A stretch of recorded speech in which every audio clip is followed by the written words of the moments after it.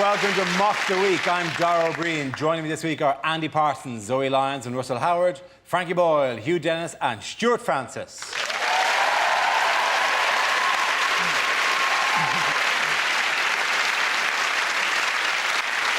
We start with a round call. If this is the answer, what is the question? On the board are 6 categories. Zoe, which category would you like? Politics, please. OK, your category is politics. The answer is 50%. What is the question?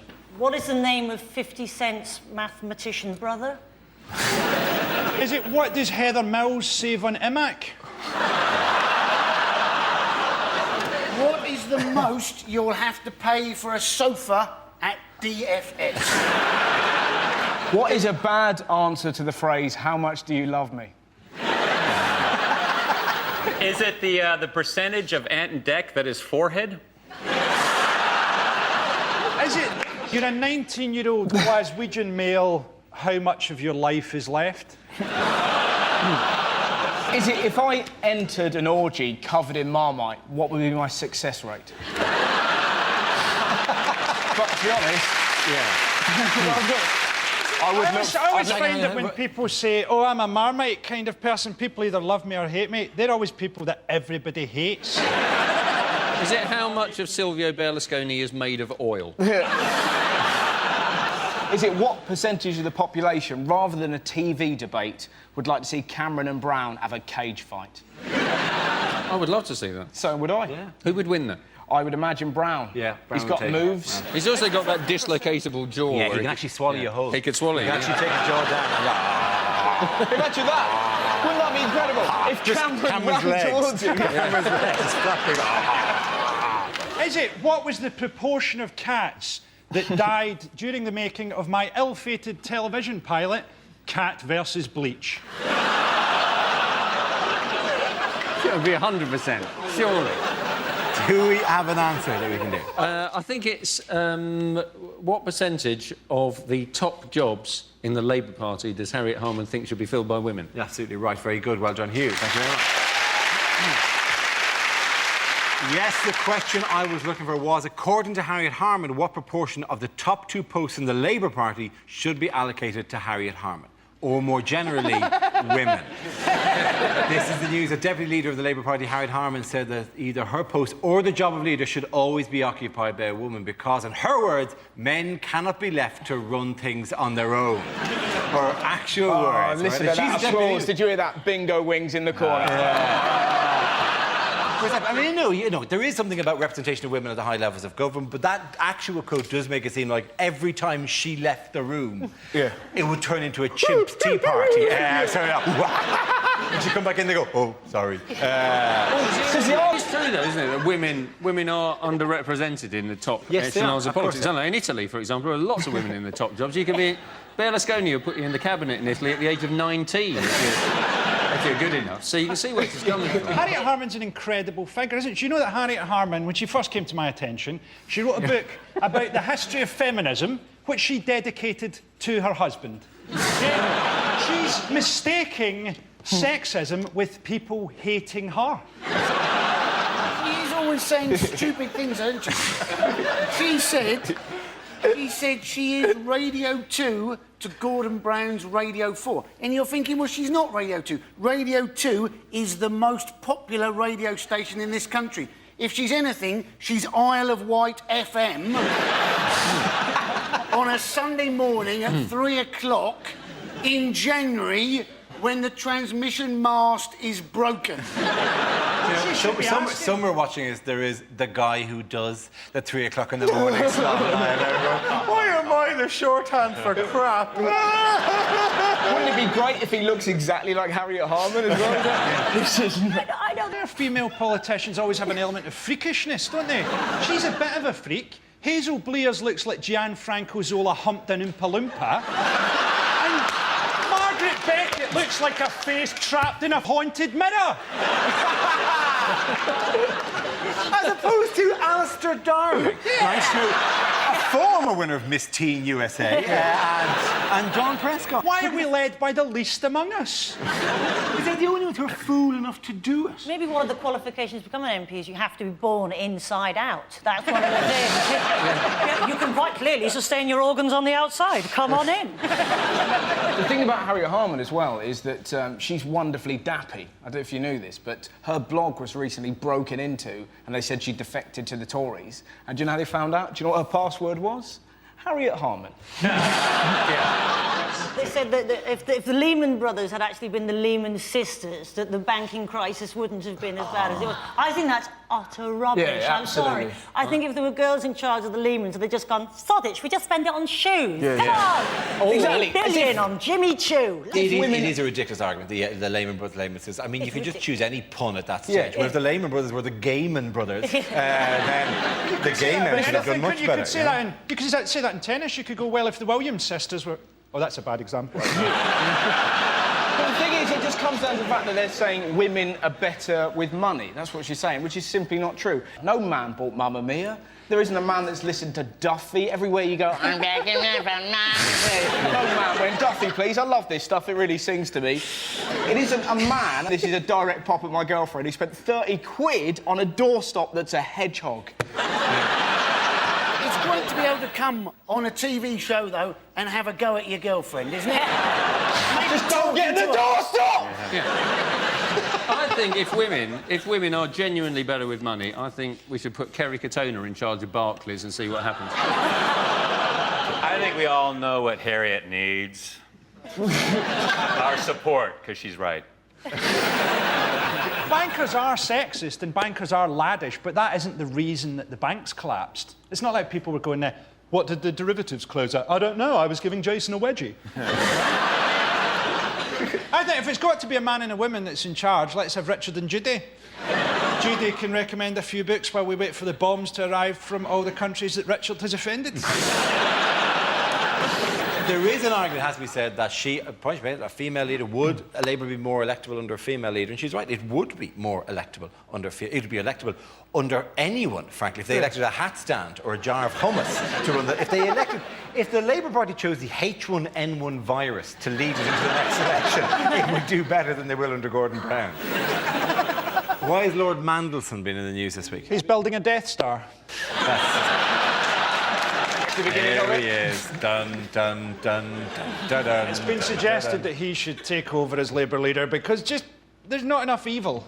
Not enough evil. We need a vampire at the helm, just projecting pure evil from his eyes in bolts. He always comes back. He comes back stronger. He's like Thrush or something. Now he's a lord. Who made him a lord? The Sith? Not a good photograph for someone who looks slightly scary at the best of times. Feel free at home to draw a tiny moustache under his nose just to get the full effect of that photograph. He's so reptilian. When that woman threw green slime in his face, I thought he was bleeding. He's not actually going to prosecute the woman who threw green crust at him. And do you know the reason that he's not going to prosecute her? Loves custard? No. The reason is that apparently, right, Ruth Kelly, she got egged. She decided to prosecute the person who egged her, went along to court, and on her way to court to prosecute, she got egged again. He was MP for Hartlepool. Yeah. How did that work? He was MP for Hartlepool for 12 years, a Europhilic homosexual. It's like John Barrowman being president of Afghanistan. I like to think that he would have formed a sort of odd couple friendship with the leader of the local Labour Council. Peter, you teach me how to appreciate Don Giovanni. I'll show you how to fight a dog. OK, at the end of that round, the points go to Frankie, Hugh and Stewart. Our next round is called Newsreel. We play in a recent piece of footage featuring people in the news and ask Hugh to suggest what might be being said. This week's clip features the royal family. Oh, well, Mother, another day, another state occasion. Must be very tiring. Do you ever feel like hanging up the old boots and handing over to someone younger? Don't be ridiculous, Charles. William isn't ready yet. Which way do we go? Oh, just go to the right, a bit more to the right. That's it, to the right. Go to the right. Oh, bollocks, she's missed it. Barely worth digging the hole. Can I get you some food, Mother? What would you like? Pufferfish, strychnine, deadly nightshade? They do some lovely sushi here. I think I've got some polonium in my pocket. Yes. Look, do give it a rest, Charles. You've got to get it into your head. My reign so far has been that long, but it will be that long. That long. That long. I hope I'm making myself clear. That long. This long, that long. Do you see? I don't know why the bloke was so upset. I just asked him if he was a cannibal.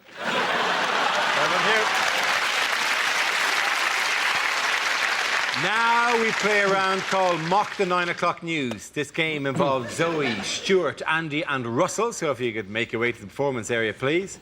This is where we test our performers' stand-up skills. We spin our news generator, it settles on a topic, and then you can volunteer jokes about the chosen subject. The winners are the people I judge to produce the funniest stuff. OK, here we go. Let's spin the wheel. The first subject is finance. Can I have a volunteer to talk about that? Andy. British Airways, their answer to the credit crunch, they've asked their employees, can you come into work for nothing for a month or take a month off unpaid? There's a tricky choice, isn't there? And who is going to want to fly British Airways? The last thing you want to hear when you get on the plane, this is your captain speaking. I'm not being paid today. Good luck. I am looking forward to seeing the credit crunch version of Monopoly. You know, instead of getting £1,500 from the bank, you have to lend the bank £1,500. And then everybody keeps on going round the board with nobody buying any property whatsoever because they always think it's going to be cheaper next time they go around. Well done, Andy. OK, let's spin the wheel again. The subject is Sarah Palin. Who wants to talk about that? Sarah Palin. She was apparently an ex-beauty queen of a town in Alaska called Wasilla. And the press were very keen on this. They kept saying, you know, the beauty queen Sarah Palin, the ex-beauty queen, the beauty queen Sarah Palin. Let me tell you something, people. Wasilla is a very, very small town. Population 8, possibly 9,000 people at the best of times. To call it a one-horse town is to over-exaggerate the number of horses in that town by one. They timeshare a horse with another shithole down the road. Now, my brother used to live in Anchorage, Alaska, and I have been to Wasilla, and in the 5 minutes it took us to drive across Wasilla, I was voted beauty queen of Wasilla. It was no big deal, honestly. An otter and a caribou came second and third, respect. Thank you very much, Joey. That leaves us with Stewart and Russell. Let's spin the wheel again. The next topic is men's health. Who wants to come in on that? Russell. I went to the doctors recently with anal issues. I thought I had cancer, not I can't put my CDs in order. But it's a terrifying moment, right? So scary, because in your head, I'm going to die. And I went there and I took down my trousers. Obviously, we had a chat first, and it just... I'm not very well. You can see that, mate. This is a chip shop. You've never done it slower in your life. I was just peeling them down. I got them down to about there. Just heard his booming voice go, in the other room. You have a decision to make there. Do you pull them up or do you waddle with pride, right? You waddle, that's what you do. When you waddle, you can't help but giggle. The last thing you need is to be giggling is before a man's going to pop his finger in your Richard because now you're a wiggling target, right? I'll be honest, when the finger goes in, you're not laughing anymore! You're like a red arrow! And that's the moment they chat. How you doing? Fine. When you draw the curtains, we've gathered quite a crowd. Look at that, it's Atrium Steps and he's getting violated. I'm Russell!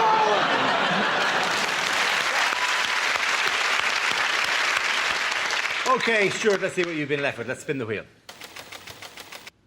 And the topic is school. You are looking at a very proud Canadian who's very proud of the education system in Canada. No, I was horrible in school. I failed math so many times I can't even count. I preferred French over chemistry because the chemistry teacher and I just didn't have any, rapport. One teacher said I'd be a better student if I spent less time flirting. I immediately jumped off his lap. One teacher used to always say I wasn't very observant, but you know what? That was his or her opinion.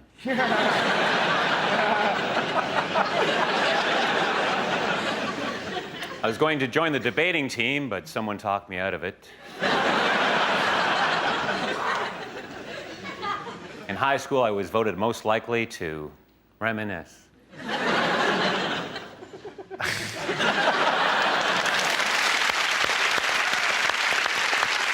Okay, at the end of that round, the points go to Zoe and Stewart.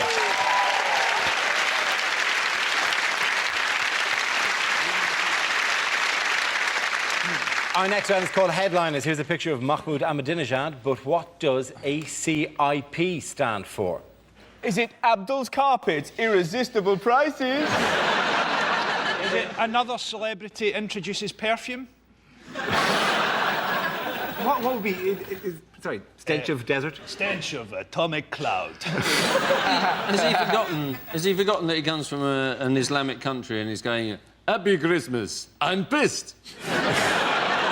Is it a Columbo impersonator performs? Am I torturing you? I'm sorry. Am I torturing you? I'm sorry. This is just going to take 5 fingers. I'm sorry.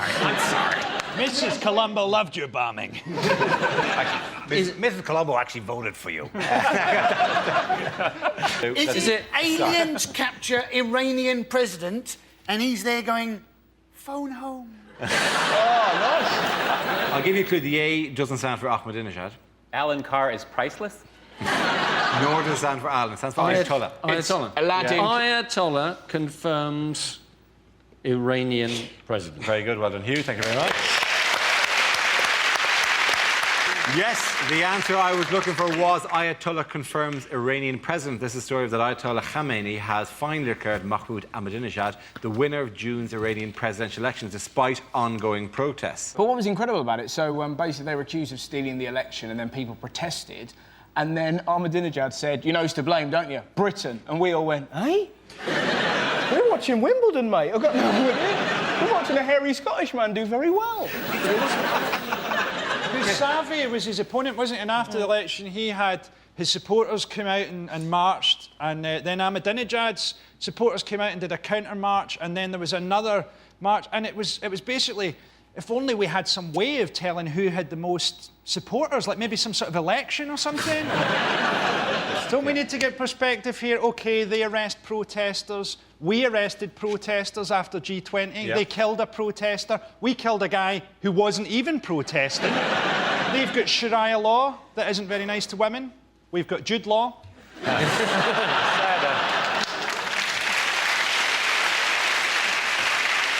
How did you come to the attention of a lot of people over here? Twitter. They use Twitter. We use It was Twitter a and beautiful, Facebook. it was a beautiful story about that when Ahmadinejad.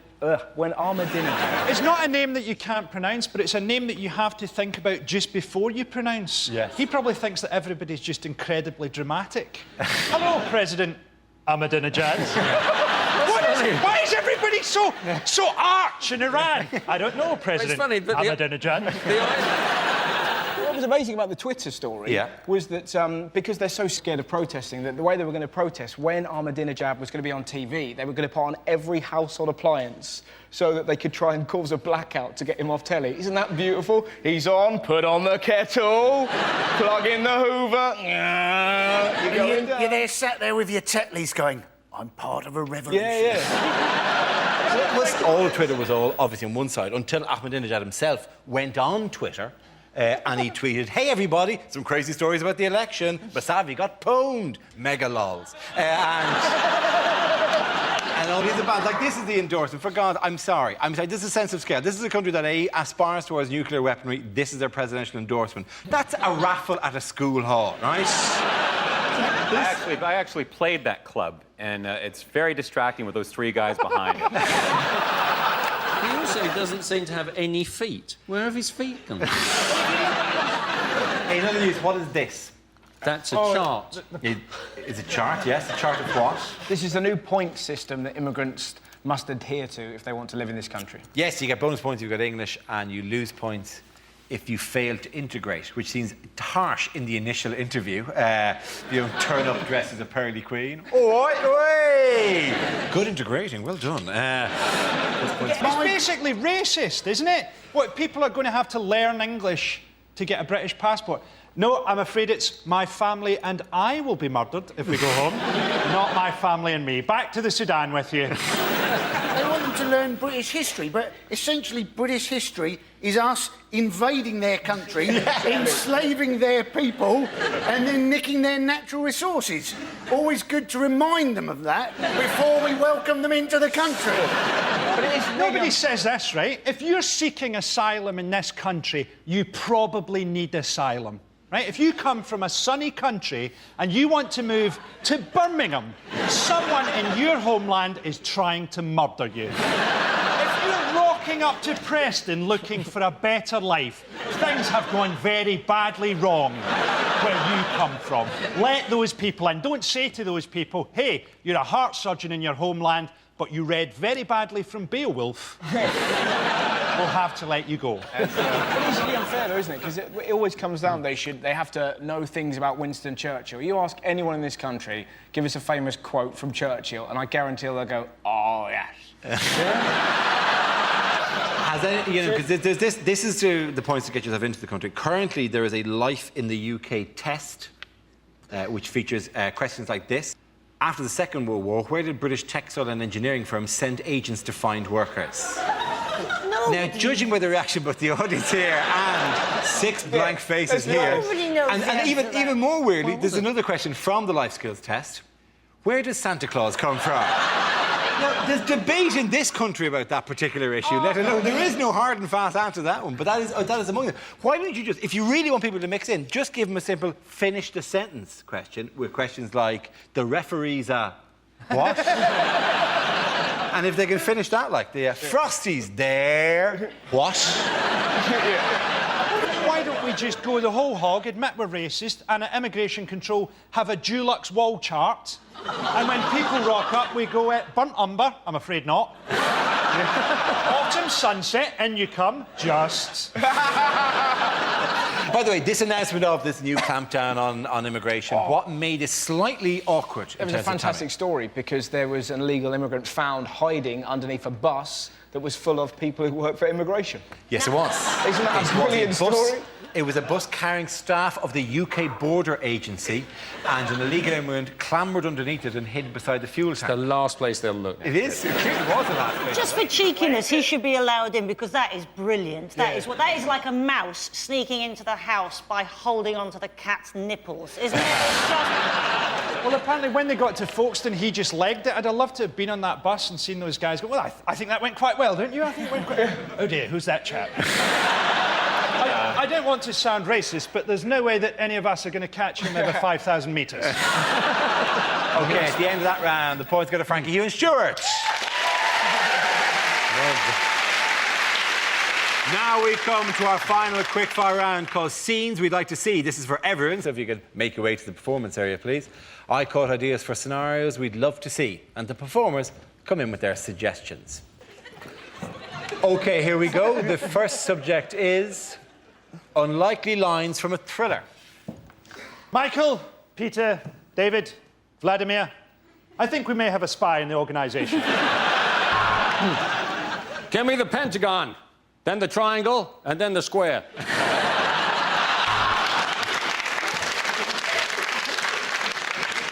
Pussy galore, Bond here. I've been told by my doctor that I need to contact all previous partners.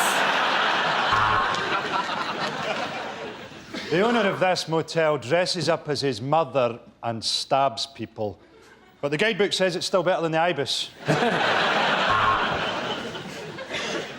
I want you to go to Warsaw, meet a man called Borislav. You'll then ask him Why, he didn't fix my plumbing before he left the home. Miss Scarlett looked at him through the window. He had one massive testicle like a space hopper. That was why they called him Professor Plum.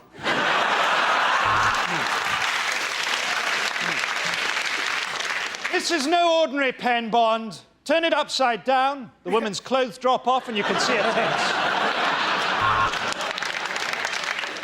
Red or green, which do I cut? Come on, they're only peppers. How long is this salad going to take?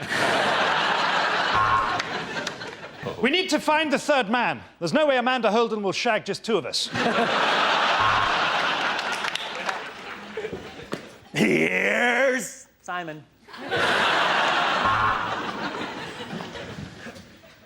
The Orient Express has been cancelled. However, there was a murder on the temporary Orient replacement bus.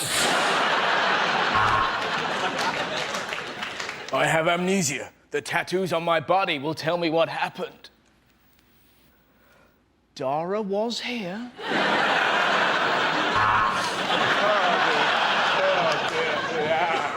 I'd been a serial killer for 4 years, but they'd never given me a nickname. Then, you bite one guy in the ass, and suddenly you're the butt muncher. Ah, the butt muncher's got me! The butt muncher's got me! OK, the next topic is bad things to say at a wedding.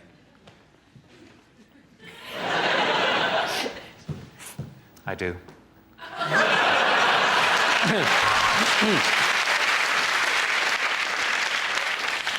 Don't worry, the vows are simple. Just repeat after me. Eeny, meeny, macaracka, rare, ride, dominacca, chicka-bocka, lollipopper, pom, push. And we will now sing hymn number 225. My milkshake brings all the boys to the yard. When John went down on one knee, I wish I'd known that he was having a stroke. I'd like to thank Elsie for the flowers. It was her funeral I nicked them from. So your best man's in an absolute state. That's my mum. Now, it's my job to tell some amusing stories about Gavin. So, first of all, for a kick-off, he's a hermaphrodite. My bride always wears white. Isn't that right, Dolly? Bah!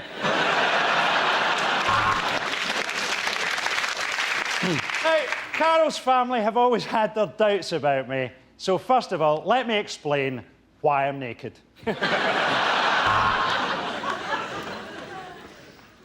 This is my first gay wedding, so you must be the pretty one. To my new son-in-law, I would say this. You have released me. This monster is yours now. I would like to apologise for the state of my clothes and the smell of sick only I spent last night in a skip.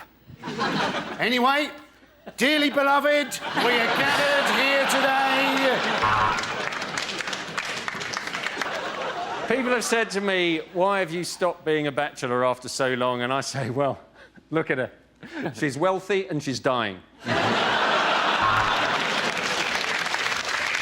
It wouldn't be a traditional Norfolk wedding without a speech from the father of the bride and groom. The end of that round. The points go to Frankie, Hugh and Stewart.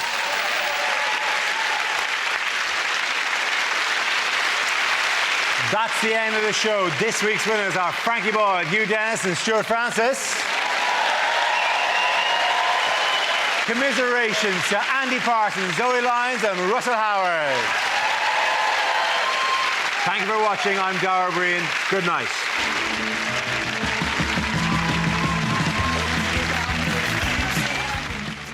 The weird acts, the deluded wannabes and the judges you just love to hate. Why do we go and put stars in their eyes? It's the funny side of talent shows on BBC Two next.